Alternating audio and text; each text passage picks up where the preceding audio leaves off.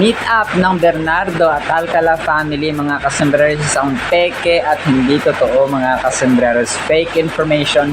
Ang daming dito, ang daming nag-circulate na naman na bali-balita no na noong Feb 14 ay parang naman hika or nagpakilala na daw ang pamilya ni Mark Alcala kay Catherine no sa Bernardo family mga kasembreros. Pero ito pa yan, mamaya i-debunk natin. Tapos, cut din sila na nga, no, mga kasembreros. Yan ang ating items. At marami pa sa vlog na ito.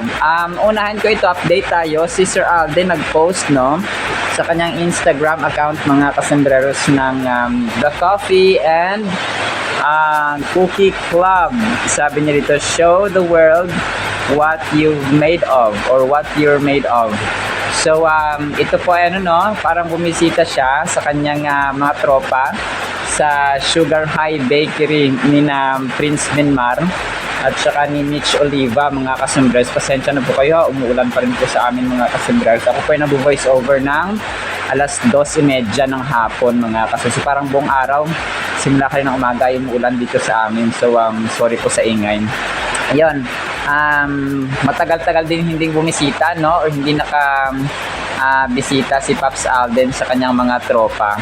So yan lang yung kanyang pinost sa kanyang Instagram story, no, medyo tipid-tipid si Soy Team. Alam kong busy na naman ito sa kanyang ginagawa sa buhay mga kasembreros. So hayaan na natin. Tapos ito play ko to mamaya mga kasembreros. Ganito pala no yung pagde-direct niya, direct cafe mga kasembreros dun sa may never ko tong nakita. Yung caption niya kasi dito ay yung sina Alden, tapos si baby nga no, si Jenica Garcia na doon sa Hello Love Again mga kasembreros.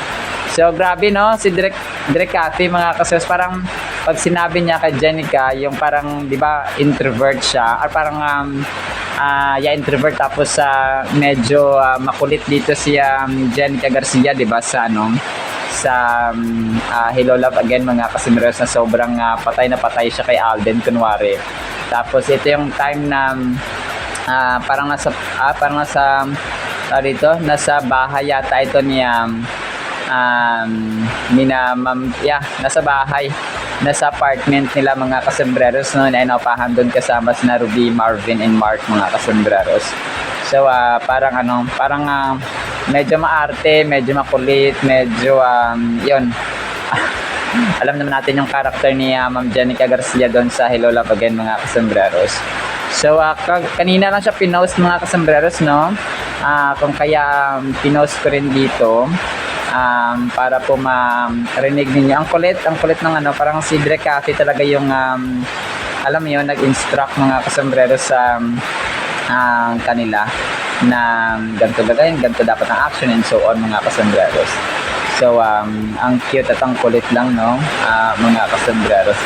Tapos ito pinost ng isang nakapunta yata siya sa McDo ni Alden kahapon mga kasembreros. Siyan parang binidyohan niya yung McDo ni Alden. Lumalakas pa lalo ang ulan mga kasembreros, pasensya na po kayo sa ingay. So yun, pumunta yung fan dito na isa, pumunta sa McDo ni Alden kahapon. Tapos binidyohan niya, no, ang McDo nga niya Pops Alden mga kasembreros. So siguro ay kumain sa doon mga kasembreros, no. So yung lang, regular lang na video at saka picture na parang kinumpal or parang moving picture mga kasembreros ang kanyang pinost dito, no. Tapos mga pictures nila na pumunta nga doon. Tatlo sila, no, sila ma'am, magkakaibigan mga kasembreros na pumunta doon. So yun po. And by the way hindi naman ako against sa kumain sa mga fast food in general. Pero yung parang according sa balita, usually daw ng mga causes nun is yung sa fast food. Pag parati, kaya kapag always umaga, tanghalian, tapos inaraw-araw mo siya, pag fast food mga kasembreros, no? Hindi lang sa McDo o hindi lang sa Jollibee, yung mga fried, no? Talaga mga fried, tapos yung mga soft drinks parati, kumbaga parang kadakain, no? Kasi nakita ko sa TikTok din na daming dinadialysis mga kasembreros. 2021, dinadialysis na mga kasembreros. So, yung iba dun, mga teenagers pa, kasi mahilig sila sa pancit canton, sa energy drinks, no? Yung Cobra sa umaga, wala pang laman ng tiyan, tapos uminom ng Cobra. Tapos iba pa parang mahilig sila sa mga processed food talaga mga kasembreros.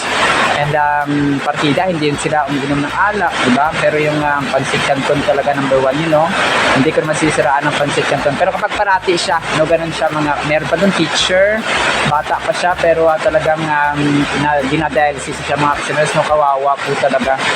Tapos ito, yung outfit ni Ma'am Catherine doon nga sa taping nila, no, na yung suot niya ay summer, tapos yung may glasses siya, may shades mga kasembreros, tapos tsinelas.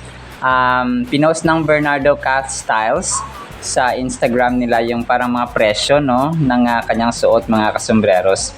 So yung Mont Blanc na polarized lenses, yung kanyang yung kanyang shades ay nasa 2.5. Yung Ideal Vision, yung kanyang presyo. Yung Havaianas na tsinelas, nasa 1,700 mga kasembreros.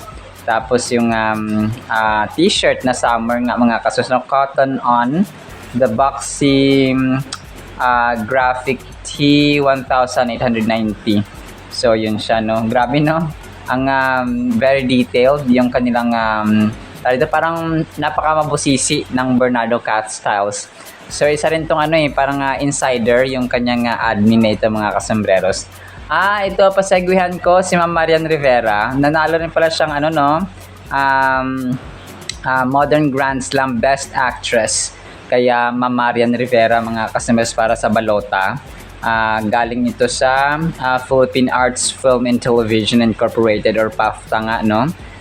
Mga kasembreros. So congratulations kay Ma'am Marian Rivera.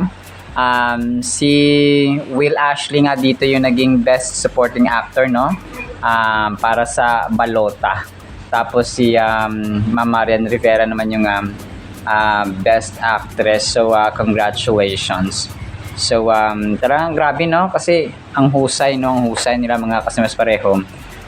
Sina Will Ashley at saka si of course si GMA Primetime Queen, Ma'am Marian Rivera. So, and may nakita akong parang umattend din sila ni Ann. Hindi ko na na-save yung video. Umattend sila ni Ann Curtis ng Louis Vuitton or Gucci, no? Gucci pala yung na-event mga kasembreros kagabi. So, and yung mga tao na naman sinasabihan na sinasapawan ba ni Marian si Ann o si Ann Curtis ang sinasapawan si Marian. So para sa kanila wala naman yun mga kasembreros. Tapos ito, nakakatuwa tong Legends of Pinoy. Pinost niya rin ulit, no, yung ating thumbnail mula sa YouTube natin mga kasembreros. So ang kulit ng kanyang mga terms dito sabi niya, bomba! Dahil totoo ang mga chismis at tinupad ni Tisoy ang kanyang matinding pangako sa harap ng maraming tao. Pasabog na bumati si Alden ngayong araw ng mga puso, kalakip ang napakagandang bouquet ng bulaklak para kay Kath. Hindi ka maniwala. So, pero ito po ay hindi yung sinabi kong tinupad dito na tinupad ni Tisoy or tinupad ni Alden na kanyang sinabi tungkol sa Valentine's Day ay nagtrabaho siya. So, yung kanyang kadate ay trabaho. So, dito ko na major item tayo mga kasembreros.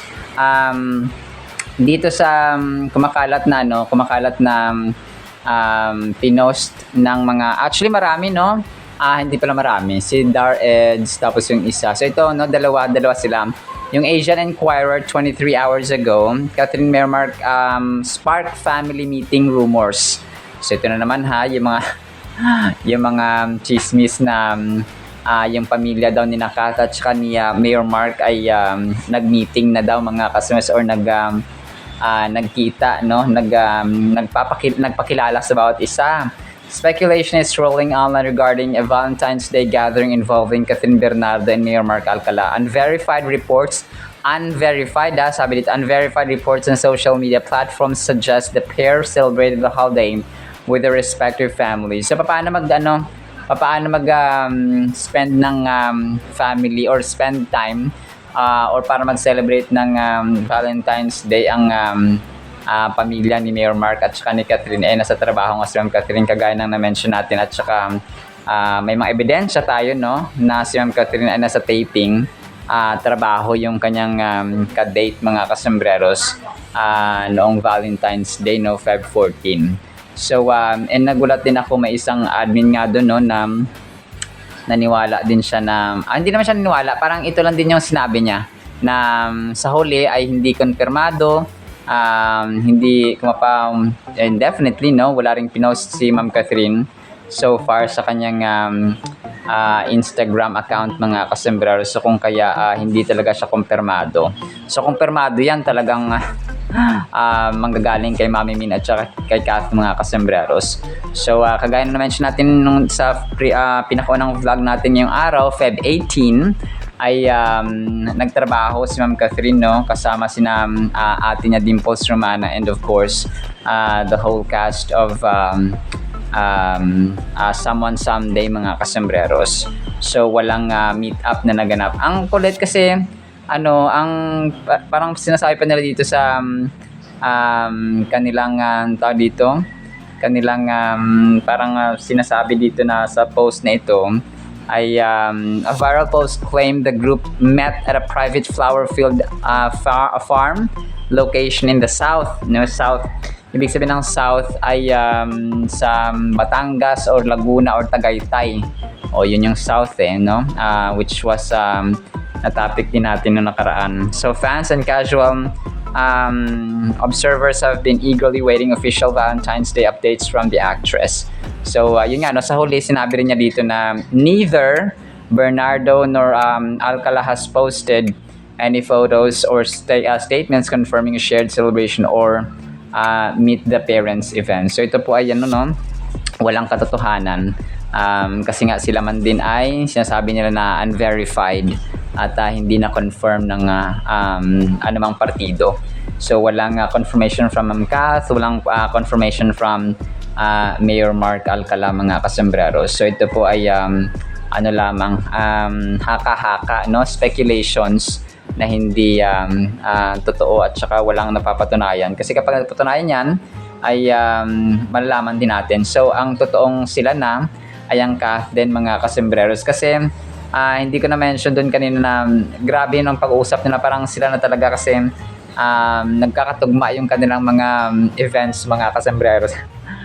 Si Ma'am Catherine nasa trabaho, si Alden nasa trabaho. So talaga nag-uusap nga ang dalawang ito, no, talagang low-key lang talaga ang Kath din mga kasembreros. So kasi nga pareho silang single. So kung kaya respect na lang natin yan mga kasembreros, na kung saan ay sila pa ay parehong single kunwari, no, mga kasembreros with mutual understanding. So ang importante ay yun, no, talagang sila po ay nag-enjoy sa kanilang mga individual na ganap ngayon mga kasembreros. So nasa waiting season, nasa getting to know each other pa ang Kath din mga kasembreros sa mga oras na ito. So mapamatyaga tayong mag-aantay mga customers. Tapos ito, next item tayo. Ang cute nito kasi yung magnanay na ito ay vinoice over nila at enacting yung si Alden at saka si Sharon Cuneta doon nga sa pelikula nila na A Family of Two mga kasembreros. So mamaya papakinggan natin ito. Ang kulit kasi kuha nila yung buka ng bibig, yung mga emotion mga kasembreros. So ito yung time na parang pinapagalitan ni Alden Richards si Ma'am Sharon Cuneta, yung mama niya, na kasi nakikipag-date sa ibang or sa bagong lalaki mga kasembreros. So si Roger Sandoval sabi niya dito, pinagtatanggol mo pa alam mo namang manyak yun, sabi nga, uy Sabi niya, bro. Mamaya, pakinggan niyo ito mga kasembreros. So, ito yung confrontation nga nila ni Ma'am Sharon Cuneta sa kanilang pelikulang A Family of Two, mga kasembreros. So, ipi-play ko ito mamaya para mapakinggan niyo. Tapos ito, ang cute ng ng isang fan, crush niya siguro or hinahangaan niya si Alden Richards. Ang ginawa niya dito ay parang sabi niya, na-miss niyo ba kami? Sabi niya, because we missed you. Sabi niya ganun, mga kasembreros, no? So, try ko rin tong play mamaya, mga kasembreros, para mapakinggan niyo po. Tapos, hindi ko alam kung anong pangalan nito, no?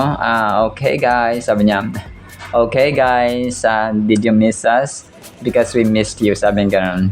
We're back. Sabi niya, okay, guys, we're back. Did you miss us? Sabi niya ganun, because we missed you. Sabi niya ganun sa voice-over, mga kasembreros. So, yun po, no? Tapos, ito, next item natin. Ang cute ni nanay dito. Parang spotted niya yata si Alden sa isang lugar. Tapos, nagpa-picture siya, no? Kay Sir Alden, mga kasembreros. So, ito po ay posted ni Mother Lily, no? Mga kasembreros, naka-white dito si Alden. So, yun. Tapos, ang cute na ni nanay. So, if I'm not mistaken, parang throwback. Pero kanina lang niya pinost sa TikTok dito. Sabi nito, thank you, Alden Richards. Napasaya mo si Mami. Yan, si Mother Lily nga siya, mga kasembreros, no? So, yung nanay mong baliw na baliw kay Alden Richards, natupad din ang dream niya. Makita si Alden. May paakbay pa. So, pero kanina niya may upload, but correct me if I'm wrong kung throwback ito, mga kasembreros, si Mother Lily, na kung saan ay hinahangaan niya si Alden Richards, mga kasembreros.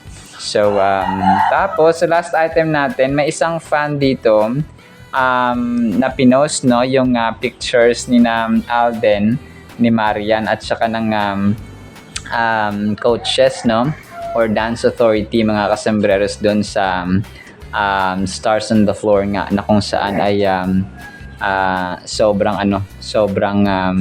kumataw si Pops Alden dito, mga kasembreros. Alright, so yan lang actually sa ating Kathleen items, no? Pakinggan natin itong mga videos na akin pong ipi-play. Enjoy watching these videos at isang pinagpalang araw po sa bawat isa.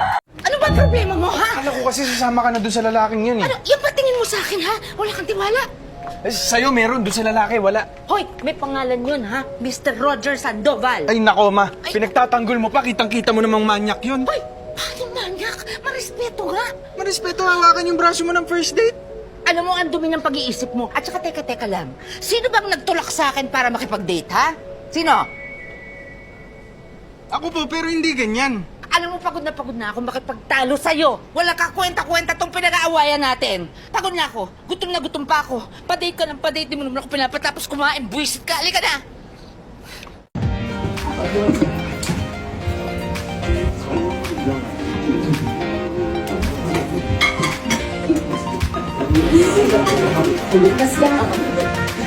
Kasi panghuli mo. Pero, ang gusto ko, pagpasok niya, putang ina, parang naligo ng pagano. Okay, so. Amoy!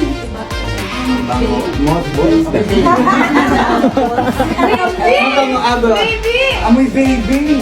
Dinosaur?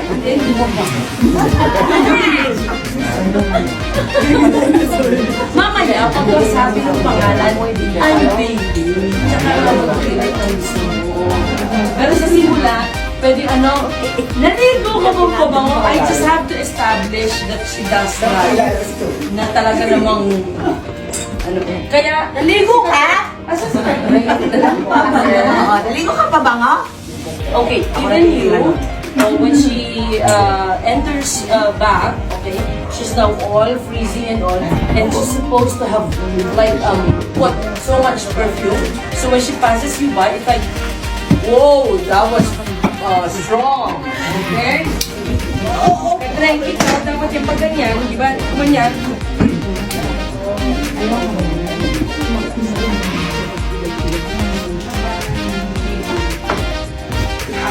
Ayaw mo galis natin yung ganyan. Okay, guys, we're back. Did you miss us? Because we missed you. Napaka-amazing at napakaganda po ng ating Word of God mga kasembreros. Ang title ay Mga Adopted Tayo. Bakit kaya no? Romans chapter 8 verses 14 hanggang 15.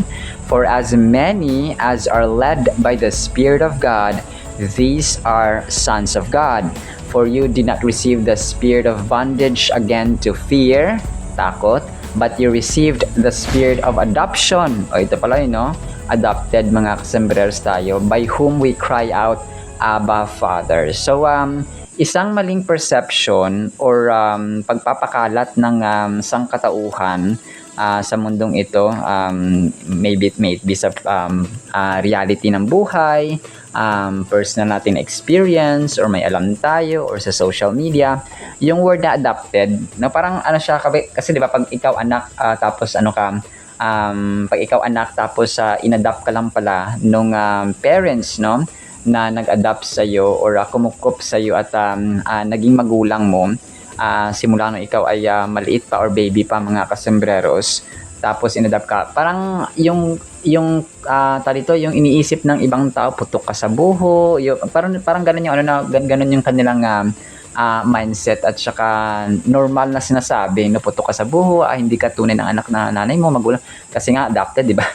So, pero ganun po siya, no, ganun yung ginagawa ng mundo. Parang pinapamukha nila na yung pagiging adopted ay kasi ano siya, hindi siya legit na anak, no?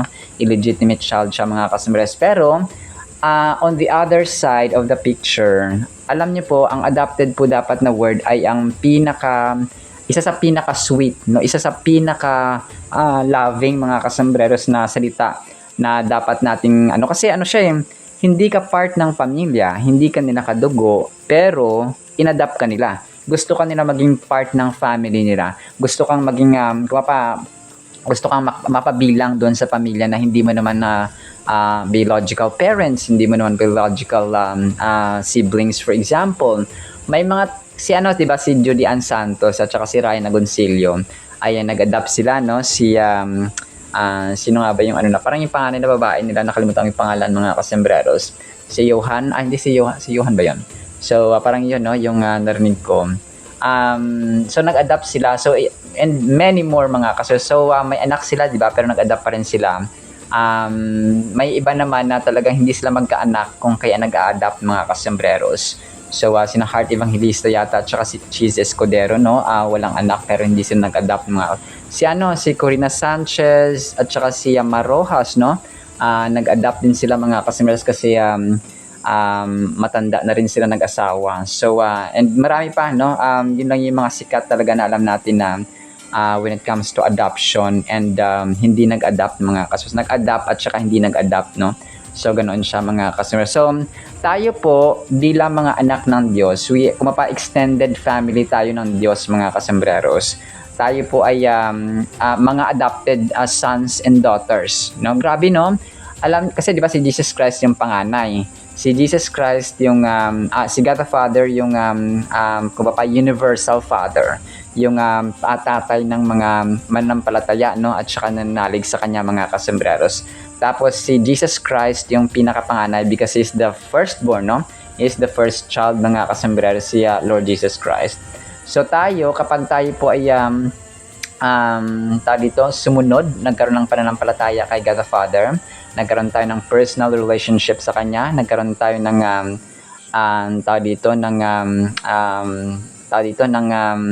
connection at saka relationship sa kanya mga pananampalataya. We are living according to faith, no, according to pananampalataya natin sa kanya mga kasembreros, ay tayo po ay nagiging kabilang sa pamilya niya. Okay? So, ibig sabihin, since si Jesus Christ ang panganay, tayo po yung adopted, no, na mga children, adopted sons and daughters, mga kasembreros ni God the Father. So, di ba grabe, no? Alam nyo, kasi we were created out of love, no? Ginawa tayo ng Diyos according sa pag-ibig or ayon sa gusto niyang mag-express ng love.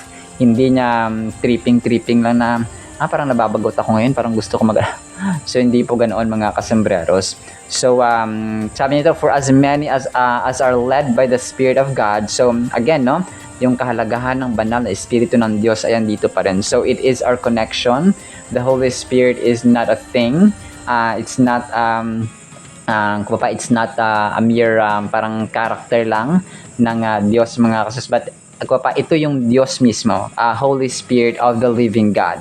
Kaya ganun siya mga kasus. So kapag tayo po ay led, tayo po ay pinapangunahan ng banal na Espiritu, so paano natin malalaman kapag ang tao ay led by the Holy Spirit, no, or may Holy Spirit of God na naninirahan sa kanyang buhay, sa kanyang puso't isipan. So nakita natin dito or magkita sa kanyang ugali yung pagiging loving, pagiging maibigin sa peace, nagiging patient siya, gentle siya, kind siya, faithful siya, may self-control, no, meron siyang katapatan, may faithfulness siya mga kasambreros, and so on. So ganun siya, no, mga kasambreros, at mapaalam nagiging Christ-like din siya mga kasambreros. So kapag hindi natin nakikitaan ng mga magandang ugaling ito ang isang tao, so madidetermine natin na walang Holy Spirit na nagre-reside sa kanya, na walang Holy Spirit na nakatira sa kanya, or hindi siya mananampalataya ni Kristo, hindi siya hindi siya Kristiyano mga kasambreros. So ganun po siya. For you did not receive the spirit of bondage again to fear, no? So ito, no, marami pa rin ang nakakulong dito, yung nakakulong sila sa takot, no, nakakulong sila sa guilt, nakakulong sila sa fear, nakakulong sila sa pagiging stress mga kasambreros, no, burden parati. So kailangang isipin natin parati na hindi ito bunga ng espiritu. Kapag tayo parating takot, no, parating yung takot, kapag tayo pa ay takot sa Diyos, so that's divine fear, no, holy fear, yon, great respect yun mga kasambreros, great reverence natin sa Panginoon. So ito po ay commendable, no, kapag tayo po ay may takot sa Panginoon. Pero kapag takot lang tayo sa mga bagay-bagay dito sa mundong ito, kapag takot lang tayo sa mga experience na ganito, so hindi po yan galing sa Panginoon. So bondage, so nagiging bondage, o nagiging slave tayo, nagiging alipin tayo ng takot na yan. So which is definitely hindi dapat nangyayari sa ating buhay. So sabi niya dito, but you received the spirit of adoption, no, by whom we cry out, Abba, Father. So kasi di ba, tinatawag nating tatay, no, Heavenly Father, no, Divine Father, si God the Father sa heaven mga kasus. Ibig sabihin, tatay natin siya, no, because we are His adopted sons and daughters. This verse found in the book of Romans speaks to the transformative power of faith and the freedom it brings. So kalayaan mga kasambreros, no, specifically dito tayo sa verse 15. It reassures believers that they have not been given a spirit marked by fear or a sense of bondage. Instead, it highlights the idea that through their faith, they have received a spirit of freedom and courage. It reminds us that we are not meant to live in fear, but to embrace our faith with boldness and confidence. So yun siya, no? May confidence tayo na nanggagaling sa Panginoon mga kasambreros. Hindi lamang dahil ma-pride tayo, hindi lamang dahil kaya natin ating sarili, kasi hindi naman talaga natin kaya ang ating sarili, yung ating strength, yung ating kalakasan.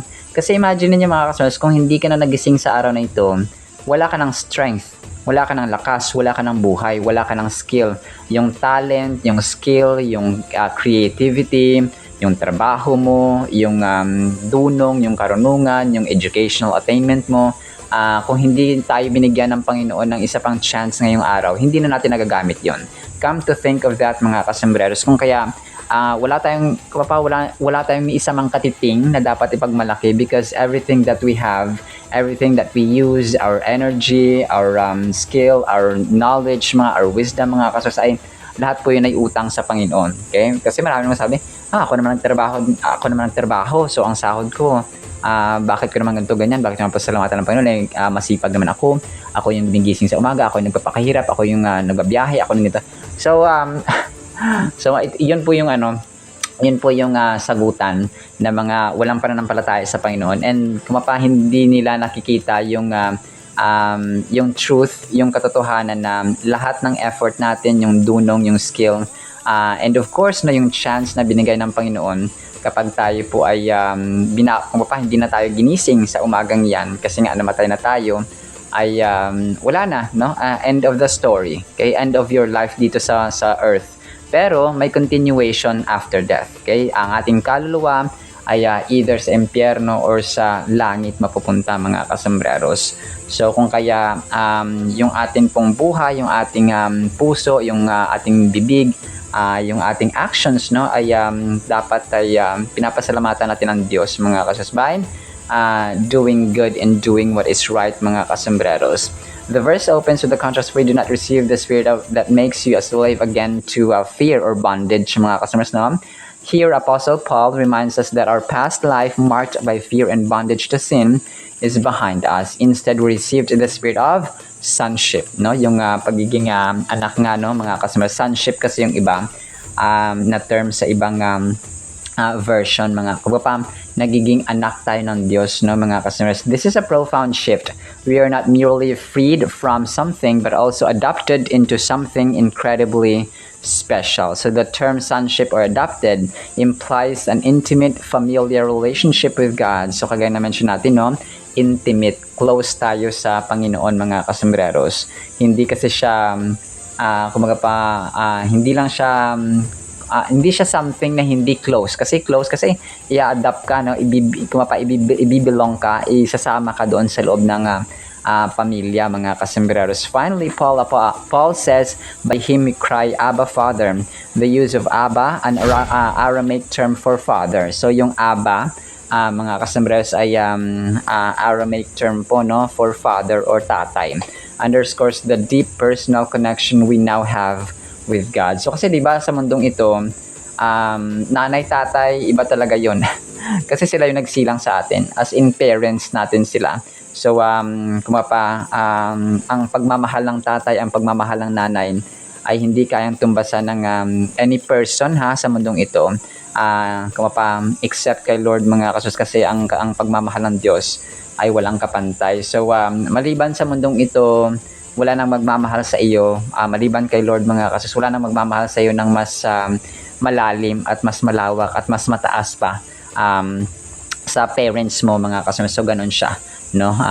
So kung tayo naman ay parents, no, alam natin yung pakiramdam ng pagmamahal natin sa ating mga magulang or sa ating mga anak, mga kasambreros. So ganun po siya, no? Kung kaya let's embrace that identity. Yakapin natin yung katotohanan na tayo po ay mga mga adopted sons and daughters of the living God. Kasi kapag nasa isip natin yon, mariremind tayo ng identity natin na ako pala to, ganito pala yung identity ko. So hindi ko dapat gawin to, so dapat gawin ko to, so ito pala dapat, so ito hindi dapat, so ito dapat. So magkakaroon tayo ng wisdom, magkakaroon tayo ng leading ng Holy Spirit, mga kasambreros, because yun nga, no, alam natin yung identity natin, and we have faith in the personal relationship sa Panginoon, unang-una sa lahat. Alright, sinama sa ating Word of God, no, pagpalain po tayo ng pag-ibig, pananampalataya, pag-asa, in a spirit of adoption, and of course, no, tayo po ay gabayan at pangunahan ng banal na Espiritu ng Diyos.